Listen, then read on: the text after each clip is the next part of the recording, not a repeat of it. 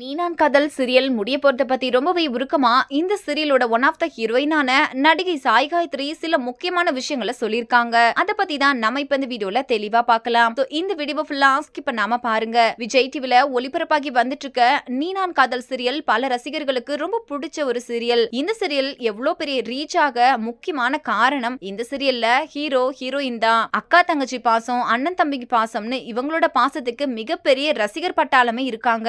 ஆனா யாருமே எதிர்பார்க்காத வகையில இந்த சீரியல் வெறும் 389 எபிசோடோட முடிவுக்கு வரப்போகுது. இதனால அபி, ராகவ், அனு, ஆகாஷ் ரசிகர்கள் எல்லாம் ரொம்பவே சோகமா இருந்துட்டு இருக்காங்க.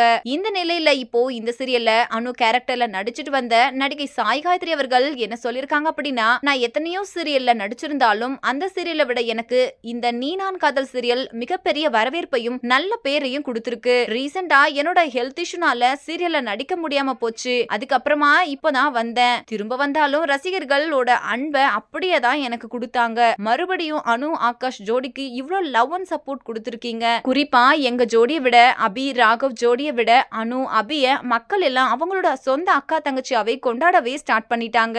எனக்கும் அபிக்கும் உள்ள பாண்ட் ரொம்பவே நல்லா இருக்கும். ஆனா இந்த சீரியல் முடிய போறது ரசிகர்களுக்கு எவ்வளவு சோகத்தை ஏற்படுத்திருக்கோ அதை விட அதிகமான சோகம் எனக்கு இருக்கு. எனக்கு உங்களை மாதிரி தான் சீரியல் முடியறதுல கொஞ்சம் கூட விருப்பமே இல்ல.